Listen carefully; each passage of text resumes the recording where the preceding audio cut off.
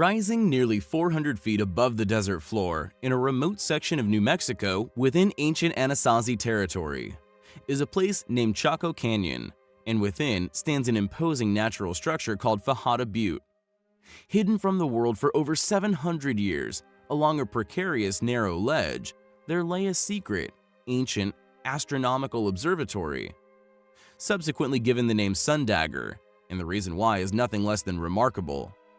It has been revealed that for more than 1,000 years, the Sundagger has been revealing to all aware of its creation the subtle changing of the seasons. In 1977, it was thankfully rediscovered when rock art and petroglyphs were spotted nearby. Anna Sofer, who was cataloging the rock art, was one morning greeted by the Sundagger, slowly traveling across the wall, traversing the strange, spiral patterns which were etched upon them. The intelligent Anna realized that the Sundagger could have been connected to the petroglyphs, so along with her colleagues, she came back at various dates throughout the year, eventually establishing the following information. On the summer solstice, the Sundagger appears near the top of the largest spiral, and over a period of 18 minutes it slices through the very center, cutting the spiral in half before leaving it in shadow for another year. On the winter solstice, two daggers of light appear, lasting for 49 minutes, during which they frame the large spiral. Finally, an equally fascinating and more complex light show occurs on the spring and autumn equinoxes. The large spiral is carved in such a way that counting from the center outward to the right, there are 9 grooves. On each equinox, a dagger of light appears that cuts through the spiral on different angles. Meanwhile, a second dagger slices through the center of the smaller spiral. These light shows, which had been going on for centuries, continued for several years after their rediscovery. However, in 1989, it was found that the granite slabs had shifted. The alignments that had been arranged so carefully were no more. It also seems impossible for us modern people to realign them, as all attempts have failed. Was this Sundagger really made by the Anasazi Indians? Or was it a far older surviving relic, one that they were merely aware of? A relic which has unfortunately eroded away?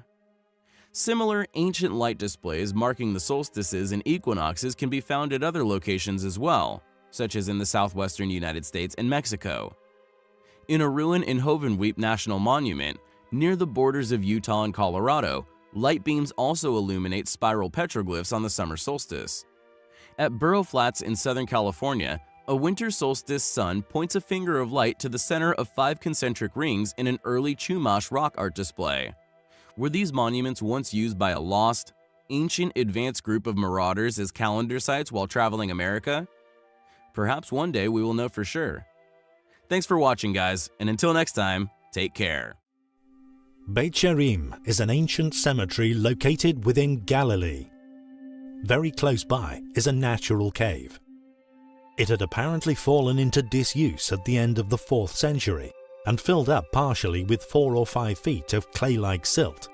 In 1956, a bulldozer was taken in to clear the rubble, but what it would uncover can be seen as an enormous oupart, an out-of-place artifact. It turned out to be a large ancient rectangular slab made from an unknown material. Because of its size, measuring 6.5 by 11 feet long, 18 inches thick and weighing in at over 9 tons, it was not surprisingly left where it lay. With a perfectly level surface, its origins were a mystery, yet alas, at the time, not a pressing one. However, in 1963, members of a joint expedition of the Corning Museum of Glass and the University of Missouri would bring to light a curious reality. While surveying the region for possible remains of ancient glass factories, someone suggested that the Beit Sherim slab might have been made of glass. A suggestion initially perceived as a joke.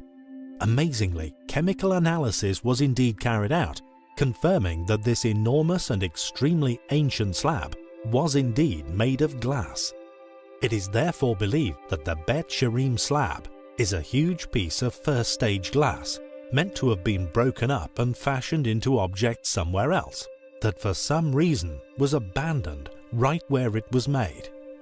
In conclusion, several factors surrounding the existence of the slab are currently unexplainable. According to mainstream views surrounding the evolution of glassmaking, the production of such an enormous base material would have been simply impossible, requiring over 12 tons of raw materials, over 20 tons of furnace fuel, the maintaining of a temperature of over 1100 degrees centigrade for no less than 5 continuous days, finally producing a 9-ton slab of perfectly level, perfectly rectangular glass, clearly demonstrates the requirement of a highly advanced refinery with highly advanced technologies harnessed by a past civilization. Additionally, at the time of its discovery, only 2 other pieces of glass have ever been created that are larger. Both rest within the enormous telescopic mirrors of machines developed within the past century. It seems clear to us that the Beth Sherim slab is one of those rare gems that clearly demonstrates the past existence of a highly advanced, highly capable ancient civilization that once lived and was unfortunately lost here on Earth. Cave paintings and petroglyphs are undoubtedly some of the oldest and most interesting artworks found anywhere on Earth. Some of these artworks, found within the unforgiving terrain of the Great Outback within Australia, for example, have been dated at well over 10,000 years old. Illustrations in ochre that show many of the animals our distant ancestors loved or hunted, along with many other forms of artistic recreation. Like a time capsule, allowing us to travel back, to peek into the minds of ancient man. Although these ancient artworks are undoubtedly important to our understanding of ancient man, there exists a number of other petroglyphs that are considerably different to these primitive achievements. Found within the White Mountain of Wyoming, there are a number of petroglyphic carvings that were seemingly made with nothing else than our ancestors' hands. These deep-set handprints were somehow left within solid sandstone, as if created by softening the rocks with their minds, hands, or perhaps voices alone. How did an ancient people manage to create these marks? Did our ancient ancestors somehow figure out how to soften stone? There are many sites all around the world which possess similarly enigmatic marks. Were they left by individuals capable of softening stone, or perhaps left upon the stones while not fully formed? To melt or soften stone requires immense heat, that which is usually only found within the center of the earth, or indeed the lava flows which spew forth from its core. One interesting theory regarding the possible softening of stones, created far back within antiquity, was initially discovered still been surviving within the minds of locals who surround the ancient sites of Peru, most notably Sacsayhuaman. A theory put forth to explain the shaping of stones within the fortress, regarded as a local legend by the first explorers of these sites. Percy Fawcett, as well as Hiram Bingham, who actually rediscovered Machu Picchu, noted that it was a liquid derived from plants, which was apparently known to the ancients to turn stone soft.